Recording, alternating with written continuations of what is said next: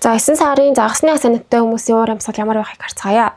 Одоогоор загасны асаан дэйтийг эрхшээгч Бархас Сод гарыг нь 5 дугаар хаус дээр зочилсон байгаа.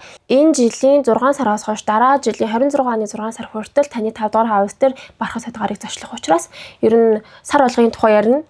Одоогоор зарим загасны ордын хүмүүс өөрийн дуртай зүйлээ хийхэд төвлөрж байгаа гэж болно. 5 дугаар хаус нь зугаа цэнгэл, хобби, үр хүүхэд, бүтээлч байдал, үерхэл, романтик харилцаа гэх мэтлэн таныг өөрийг чинь зугаацуулж байдаг. Танд аз жаргал мэдрүүлдэг, өөрийн хүслээр хийдэг бүх сэдвүүдийг 5 дахь хаваас өөртөө агуулдаг. Тэгэхээр энэ нэг жилийн хугацаанд зарим загасны асаантай хүмүүс хоббиндоо илүү их анхаарж байгаа, эсвэл үерхлийн харилцаа, романтик харилцаанд илүү их төвлөрж байгаа. Эсвэл үр хүүхэдтэй холбоотой асуудлуудаар илүү их төвлөрж байгаа. Хэрвээ үр хүүхэдгүй бол энэ үед жирэмсэн болж байгаа жил бас байж болох юм аа.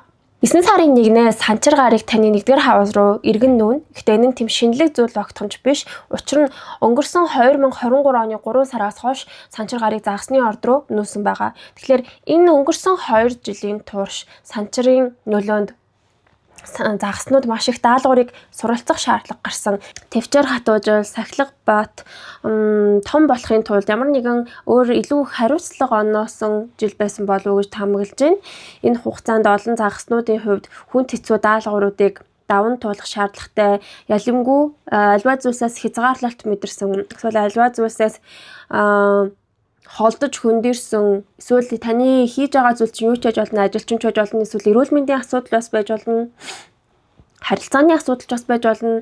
Бүх талаасаа энэ нь танд хичээл заах гэж хичээсэн, санчир гарыг танд хичээл заах гэж хичээсэн тийм 2 жил өрнөлөө. Энэ жилийн 6 сараас хойш санчир гарыг хоньны орд руу нүүсэн. Тэгэхээр өнгөрсөн энэ зуны туршаал таны мөнгө санхүүгийн асуудлуудаар таныг жоохон хязгаарлаж өгсөн байж магадгүй. Эсвэл мөнгөтэй холбоотой мөнгө олох аргууд дээр илүү хариуцлага оноож, илүү их боддоор хөдөлмөрлөж мөнгө олох, эсвэл мөнгөө гамнаж үргэлгэн байхгүй байх, мөнгөнд хянамга хандах байдлыг танд сургаж эхэлсэн тийм 3 сар болж өнгөрсөн болов.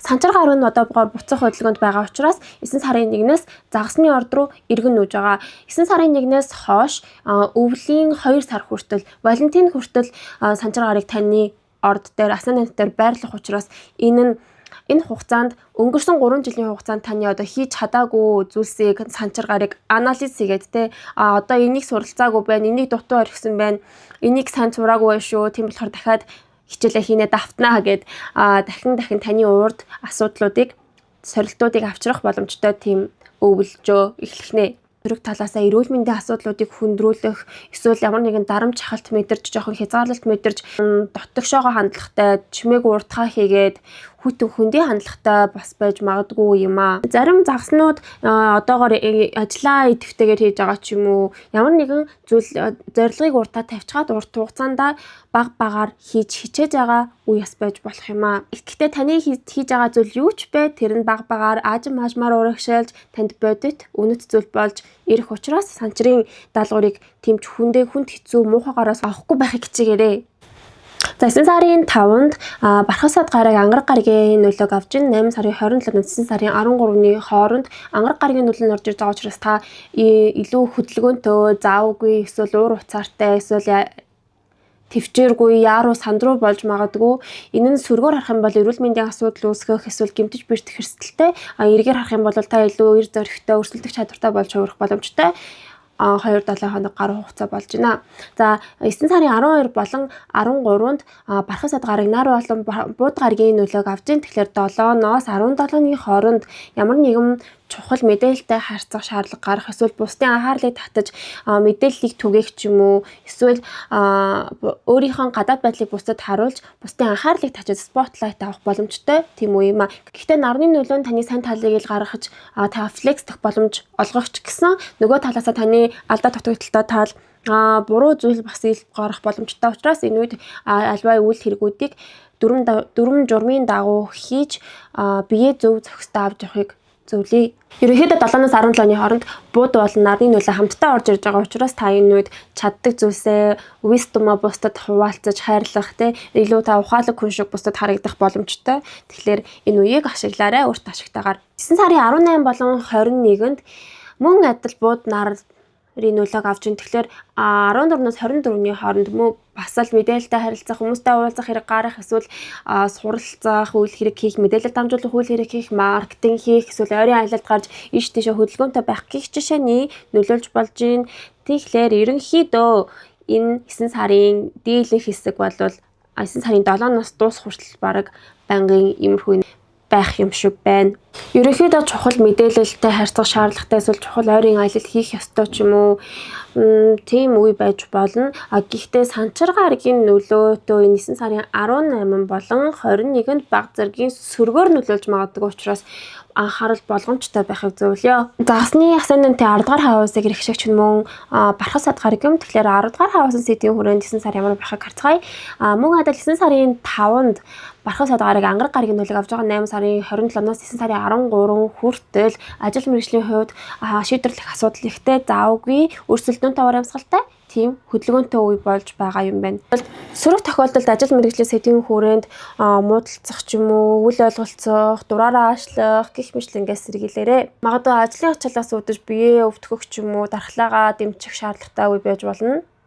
За 9 сарын 12 болон 13-нд нар болон бууд гарагийн нөлөө орж ирж байгаа учраас 7-оос 17-ны хооронд бичиг цаастай харилцах, толгойгоо ажуулсан ажил хийх, судалгаа хийх, хүмүүстэй уулзах, ерөнхийдөө нийгмийн харилцааны хувьд заавгүй өрнөж байна. Ерөнхийдөө энэ 9 сар бол бусдын өмнө гарч илтгэл тавих, бусдын өмнө гарч мэдээлэл дамжуулах, спотлайт аваад бас дээрээс нь маш их мэдээлэлтэй харьцах, хүмүүстэй харьцах шаардлага гарч байгаа сар бололтой. Хосын харилцаа буюу бүх төрлийн нэг харилцаа, гэрээ хийлцээр, түншлэл, гэрлэлт гих мэтлэн сэдвүүдийг харцгаая 9 сарын уурын амьсгал ямар байхыг. За 9 сарын хувьд маш их үйл явдлууд болж байгаа. Учир нь таны 7 дугаар хавс дээр хэртэлт болж байгаа сар юм а. Өнгөрсөн 8 сарын 23-нд шинэ сар охины ордын тэг градус дээр болсон. Харин дараагийн шинэ сар мөн адил охины орд дээр болно. Энэ хугацаанд энэ нэг сарын хугацаанд хэртэлтийн үйлрэл болж байгаа учраас энэ 7 дугаар хавсын сэдвийн хүрээнд асар их үйл явдлууд тохиож байгаа. Тэгээ нэг сайн муу гэж хэлэхээсээ илүү энэ 7 дугаар хавсын сэдвийн сайн муутай янз бүрийн замбраагүй байна гэж ойлгоорой. За сарын ихээр 9 сарын 3-нд бууд гараг Уранустай дөрвөлжин аспект үүсгэн 2-оос 4-ний хооронд гинтийн байдлаар хэн нэгэнтэй салах, гинтийн байдлаар хэн нэгэнтэй уулзах, эсвэл гинтийн байдлаар гэрээ хийлцээр туслагдах, эсвэл хийх гэх мэтлэнгээр нөлөөлж магадгүй юм а. Энэ нь сайнаарч тэр муугаарч тэр нөлөөлж болох учраас сөрөг тохиолдолд салах эрсдэлтэй. Тийм учраас хосын харилцаанд анхаарал болгоомжтой хандаарай. За 9 сарын 11-нд нар өмнөд занглаатай уулзсан. Тэгэхээр 7-оос 15-ны хооронд нөлөөлнө. Энэ нь юу гэсэн үг вэ гэхээр та ямар нэгэн харилцааг тавьж явуулах шаардлага гарах, нэг хаалгыг заавал хаах шаардлагатай, цэгцлэх шаардлагатай байж болно. Энэ нь таны найз байж болно, танил байж болно, түншлэл байж болно, түншлэгч эсвэл хамтрагч, нөхөр, эхнэр юу хин ч байж болно. Ерөнхийдөө энэ сарын тал хэсэг нь тэр чигтээ амар асуудал ихтэй байж болохоор тэгс 9 сарын 12-нд нар бархас сад гарагтай бас уулзж байгаамаа. Тэгснээ 12-нд бууд гараг мөн адил өмнөгт занглаатай уулзж байгаа. Тэгэхээр 7-оос 17-ны хооронд бархас сад гарагийн нөлөө ижил цаг хугацаанд бас орж ирж байгаа байхгүй. Тэгэхээр аль нэг харилцааг дуусгаад эсвэл аль нэг гэрээ хэлцээрийг дуусгаад шинэ харилцааг эхлүүлж байгаа ч юм уу. Эсвэл танд маш их харилцааны үйл хэрэгүүд нь ирчимжээд эргэн тойронд ч хүмүүс их байгаа жоохон замбраагүй байх магадaltaй юм тийм ээ. Эсвэл та нэг хүнээс хаалаад эсвэл дахиад өөр шинэ харилцагчтай болж эсвэл шинэ ловертай болж байгаас байж болохын жишээлбэл ерөнхийдөө бол маш chaotic байна. Энэ өмнөд занглагийн нөлөө 7-оос 15-ны хооронд байгаа учраас энэ үед ер нь ямар нэг харилцааг дуусгаад цэгцлэхэд ер нь тохиромжтой хэрэг салъя гэж бодож байсан харилцаанууд таслая гэж дуусгая гэж бодож байсан харилцаанууд байх юм бол шулуухан таслахад тохиромжтой. Мөн ижил цаг хугацаанд 13-нд нар болон бууд гарагийн уулзалт 9-ээс 18-ны хооронд бас л чухал уулзалт, чухал мэдээлэл дамжуулах гэх мэтлэнгээр нөлөөлнө. Үргэлжлүүлээд 9 сарын 18-нд бууд гараг санчир гарагтай эсрэгцэж байна. 16-аас 18-ны хооронд альва нэг харилцаа гэрээ хэлцээр нь холдон салах эсвэл хүндгэрэх, тусгаарлагдах, хоошлох гэх мэтлэнгээр удаашрсан, хязгаарлагдсан тийм уур амьсгалтай харагдаж байна. Ерөнхийдөө сөрөг зүйлс их байна шүү тийм ээ. За тэгснэ 9 сарын 19-нд бууд гараг Нептунтэй давхар эсрэгч чинь 18-наас 20-ны хооронд шинэ хүнтэй хэрвээ танилцсан бол энэ хүн шууд итгэж болохгүй. Энэ нь манандсан, худлаа хэлсэн, эсвэл таныг хулигдах гэсэн хүмүүс байж магадгүй. Тийм учраас болгоомжлоорой. Энэ үед чухал гэрээ хэлцээр хийхэд тохиромжгүй Ер нь чухал гэрээ хийлзээр тохиромжгүй үеуд нь амар дийлэхтэй бараг тохиромжгүй байна. Болох үе нь гэх юм бол энэ Бархас сайдын нөлөө орж ирсэн 7-наас 17-ны хооронд бас арай гайгүй байж магадгүй юм те. 19-ний Нептуны нөлөө нь өөр тохиолдолд бусад хүмүүстэй уулзаж ууж суух, манарах те эсвэл мансуурах, тамхи татах, кофе уух гэх жишээний бас байж болох юм. Энэ үед үйл ойлголцол үүсэх, ярианд алдаа гарах ч юм уу те харилцаан жоохон тийм онцгүй байж бас магадгүй шүү. Тийм учраас болгоомжтой байаараа энэ үед архиугаа дагсан тавиад нэгийг гомдох ч юм уу те. Гэтэ энэ бол зөв төсөөлөлтөө. За дахиад л 21-нд нар болон санчрын эсрэгцэл байна. 14-өөс 24-ний хооронд харилцаа холбоо нь бас л хөндөрөх, нөлөө нухацтай болох, хүйтэн хөндий болох, эсвэл ямар нэгэн харилцааг илүү нухацтайгаар хүлээж авах шаардлага гарах ч юм уу те. Тийм бас байж болохоор байна. Ер нь санчрын нөлөө ямар их янз янзын нөлөөнүүд орж ирж байна энэ сар. За тэгээд 9 сарын 23-нд мөн нар болон Нептун 70,000 гаригийн эсрэгцэл байна. Өмнө 18-наас 20-ны өдөр болгоомжлороо гэсэн шүү дээ. Тэрнтэй адилхан 23-наас 25-ны өдрүүдэд бас болгоомжлороо. Энэ үед бас л уулзах хүн нь таагүй сэтгэл төрүүлэх, үйл ойлголцох, эсвэл таныг хурам эхлэх ч юм уу тодорхойгүй тийм мананцсан урамсгалтай байх боломжтой байна. Тэгээ 18-наас 20-ны өдөр эсвэл 23-наас 25-ны өдрүүдэд архи уух магадлалтай байна. Өөр тохиолдолд таны түнш эсвэл хамтрагч чинь архи уух ч юм уу те эсвэл имчилгээ хийж юм уух гэх зэргээр бас нөлөөлж магадгүй Нептуны нөлөө. Гэр бүл, оршин суудаг газар, үйл хөдлөх хөрөнгө, эсвэл хувийн бизнес, хувийн YouTube хаяг, хувийн сошиал медиа хаяг гэх мэтлэн 4-р хаусын сэдвийн хүрээнд уур амьсгал ямар байхыг харцгаая. За 9 сарын 3-нд бууд гарыг ууран устай дөрвөлжин аспект төгсгөнд 2-оос 4-ний хооронд гэр бүл оршин суудаг газарт гинтийн хамаглаггүй үйл хэрэг гарч магадгүй. Гид зүйл гинтийн байдлаар эвдрэх, эсвэл гинтийн зочин ярих, эсвэл гинтийн байдлаар нүүж суух ч юм уу гэх мэтлэнгээр энэ нь хамаглаггүй байдлаар нөлөөлөх болно. Сарын 12-нд бууд гарыг South Node-тай уулзсан. Тэгэхээр 10-наас 14-ний хооронд их цэвэрлэгээ хийж гэртээ хуучин зүйлсийг хаяад шинчлэх те тийм шинэ энерги, шинэ орон зай гаргахад тааламжтай. Ямар нэгэн байдлаар South Node нь таны гэрт нэг зүйлийг дуусгаж, нэг хаалгыг хааж аж магадгүй. Энэ нь хүн байж болно, нийт зүйл байж болно, энэ нь юу ч байж болно. Мөн ижил цаг хугацаанд Бархас сайд гаригийн нөлөө орж ирдэн. Тэгэхээр 10-аас 15-ны хооронд мөн South Node-ийн нөлөөнөөс үүдэж, өмнөд цангалааны нөлөөнөөс үүдэж нэг зүйлийг дуусгасан бол Бархас сайд гариг нь дахиад шинэ аз завшааныг авчирж ийн. Гэр бүлтэйгээ цагийг зугаатай өнгөрөх, эсвэл гэртээ гоё зүйл оруулах, эсвэл гэрээ томруулах, эсвэл гэртээ гэрээ чимэглэх, эсвэл гэрт гэр бүлд чинь ам бол нэмэгдэх, хамаатанд чинь хөө хөт төрөх ч юм уу те. Энэ нь юу ч яаж олон бас л сайнтай муутай зүйлс өрнөхөр цаг үе байгааз.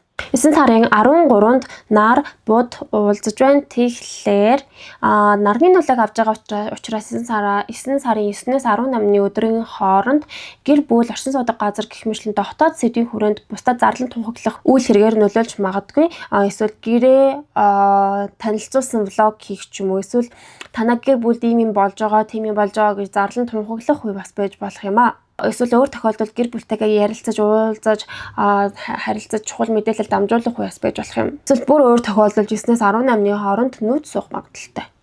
За 18-нд бууд гарыг санчир гарагтай эсрэгцэж чинь 16-аас 18-ны хооронд гэр бүлийн уур амьсгал баг зэргийн хүйтэн хөндий онцгой асуудалтай, эсвэл та гэр бүлтэйгээ харилцаан жоохон хүйтэн хөндий хэцүү байна. Эсвэл гэр бүлийн гишүүн чинь биеийн өвдөд ч юм уу танд та асран хамгаалах шаардлага гарч танд одоо өрхийн тэргүүн мэт хариуцлага оногдож байгаа үе бас байж болно. Энэ үе нь жоохон хүн хэцүү даван тулах сорилттой үе байна.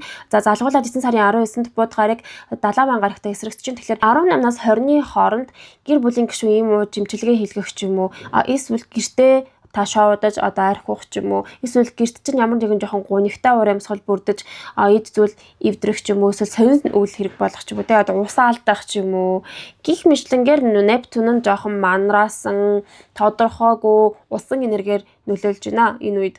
Өмнөх санчир гаригийн нөлөөтэй хамт авч үзэх юм бол гэр бүлийн гишүүн өвдөд эмчилгээ хийж юм уужин гэдэг нөлөөлөөр бас нөлөөлж болох юм тийм ээ. За мөнгө санхүү болон 2-р хаваасан сэдвийг харцгаая. Амжиргааны зардал, хувийн санхүү, эсвэл материалын үйл хэрэг, хоол хүнс гэх мэтлэн сэдвүүдийг харцгаая. За 9 сарын 5-нд ангараг гарыг барах сайд гарагтай дөрвөлжин аспект үүсгэж чинь. Тэгэхээр барах сайд гарагийн нөлөөнөөр мөнгө санхүүгийн хувьд таатай байна. 8 сарын 27-оос 9 сарын 13 хүртэл боломжийн мөнгө олох аргууд олдох, шинэ ажилд орох ч юм уу, эсвэл цалингаа авах ч юм уу, эсвэл бусдаас бэлэгсэлт авах, санхүүжилт авах ч юм уу те гих мэтлэнгээр дэжгүй таатай үе байна. Эхний 2-7 хоног бол хэрвээ хувийн бизнес эрхэлдэг бол энэ үеийг ашиглаад мөнгө сан олохыг зориорой. Сарын 16-нд мөн сугар гарагийн нөлөө орж ирж байгаа. Тэгэхээр 9 сарын 19 хүртэл ерөнхийдөө мөнгөлөг байна. 5 тухтай байна. Эсвэл дуртай зүйлдээ мөнгө үрж ийн, эсвэл ямар нэгэн байдлаар тансаглах нь эрчимцэн байна гэх юм уу? Одоо амттай зүйлийг хийдэх 5 тухтай байх гих мэтчлэн. Сүүлийн аспект бол жоохон онцгүй байна, сөрөг байна. Учир нь ангараг гарыг дэлхийн ван гарагтай дөрвөлжин аспект үүсгэж байна. Тэгэхээр 22-оос 27-ны хооронд чухал худалдан авалт хийхгүй байхыг хүсье. Гэтэ энэ үед гинтийн байдлаар таныг одоо санхүүгийн дарамт мэдрэх ч юм уу, торгууль төлөх шаардлага гарах ч юм уу, эсвэл эмчилгээний зардал төлөх ч юм уу гих мэдчлэнгээр санхүүгийн хувьд онцгүй сөрөг үе учраас энэ үед бэлдэж мөнгөний нөөцтэй байвал зүгээр болов гэж тамаглаж байна. За эхний 20 хоног бол мөнгөтэй байна. Сүүлийн хэд хоног жоохон онцгүй байна. Тэгэхээр амжилт хүсье. Энэ 9 сарыг айтайхан даваарай. За тэгээ 10 сарын forecast-аар иргэн уулзцгаая. Баяртай. Like, subscribe дарахаа мартуу. За bye bye.